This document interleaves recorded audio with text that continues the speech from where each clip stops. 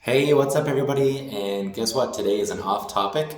I'm going to do a quick review of the Huawei Mate 30 Pro because I also love cell phones. So this is the Huawei Mate 30 Pro, and as you can see, the most standout feature on it is the fact that uh, the screen goes right around the side, almost 90 degrees like that. So it makes it look really beautiful, like there's no side bezels at all. Quite beautiful.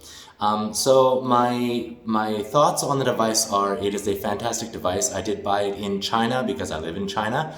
I don't think that you can buy it in America unless you import it. But it is a wonderful phone.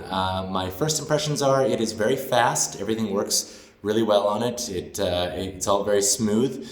The cameras on it are just fantastic. I keep forgetting where the camera is that I'm looking at. So giving you a shot of things here.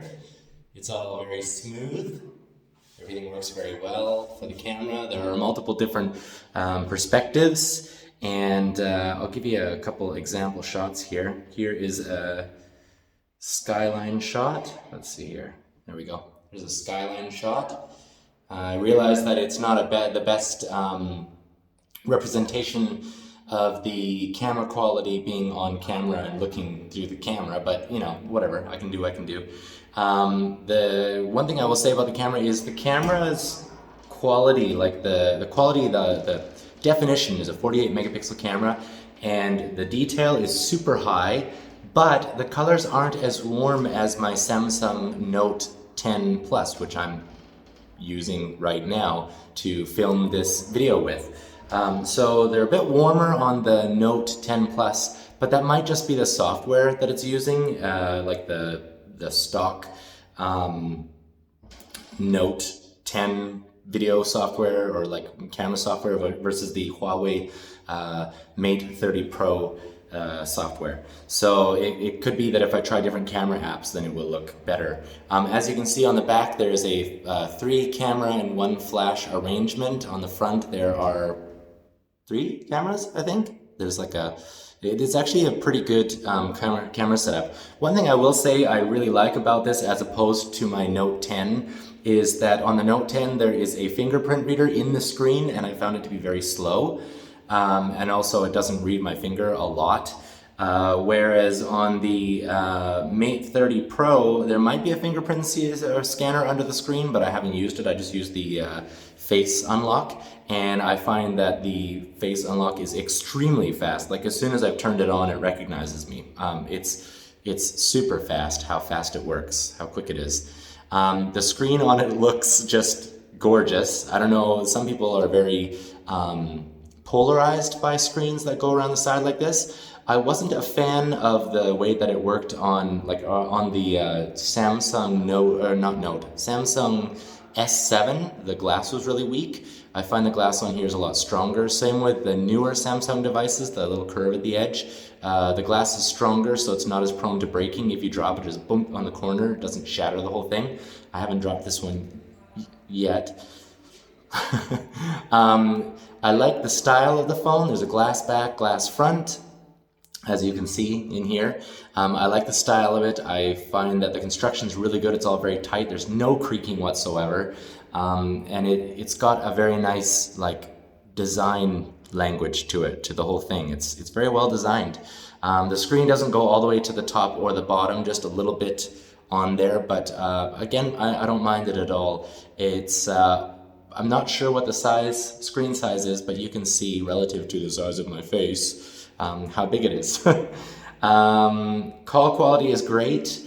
I've noticed that the Bluetooth earbud reception is much better. It actually taught me something about my Bluetooth earbuds. I thought that my Bluetooth earbuds had terrible reception, but actually my Samsung Note 9 and my Note 10 Plus both have the same issue, and that is that if I put earbuds in and I put my phone in my pocket, it doesn't stay connected to the phone. They constantly come in and out.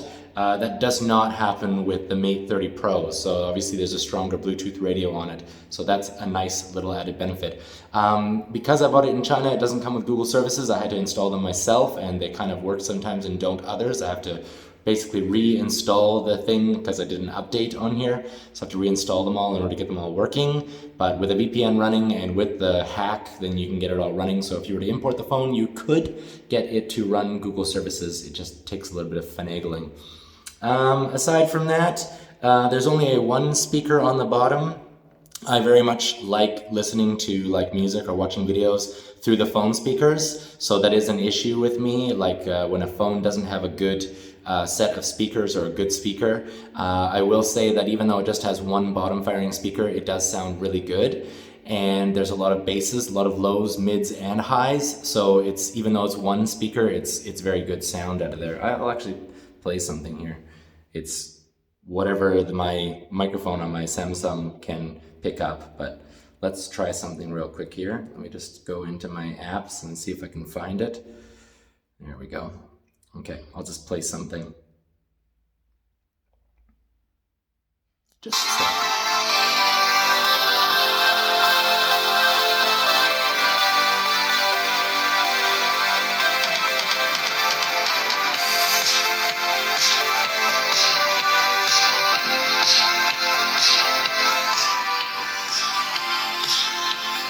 I'm not sure how well the audio quality will come through on the microphone for the Samsung Note 10 Plus, but it sounds pretty good where I am, and it gets pretty loud, so it's a decent single firing speaker. Anyway, I'm not sure what else I could say about it. I'm very happy with it. I love having it. I'm not sure if it would replace my Note 10 Plus, but thankfully I don't have to because I like using two phones anyway. I have two SIM cards. It will be replacing my BlackBerry Key 2 because I don't need three phones. Yeah, so that's it. That's my review for it. One little quick outside of the device. On the bottom of your single firing speaker, your SIM tray, and your USB-C. On the top, you've got a microphone hole and I don't know what that hole is. It's not a headphone jack. On this side, you've got nothing, and on this side, you've got a power button. You might be wondering, how do you turn up the power or turn up the volume on here? You tap the side, and a little volume knob comes up. I will quickly say that you'll notice that for the volume, I can use the side of the phone to turn the volume up and down, but getting out of there, it doesn't actually accidentally press it. So I can use the screen to scroll up and down, but this thing doesn't accidentally press, which totally stops accidental presses on the side of the screen. So if that's a wonder that you have about like whether you're always accidentally tapping on here, it doesn't work like that. It only works like that for up here for your volume. And there might be more settings for it, but I don't know what they are. Anyway, that's my review. I hope you guys enjoyed it. If you liked it, leave a like in the comments. No, leave a like in the like section. Give me a thumbs up. And subscribe if you like my videos, and I will see you guys next time. Again, this is an off-topic review because usually I do music gear or music-related videos. But anyway, yeah, thanks for watching. See you guys next time. This is Katakus, out.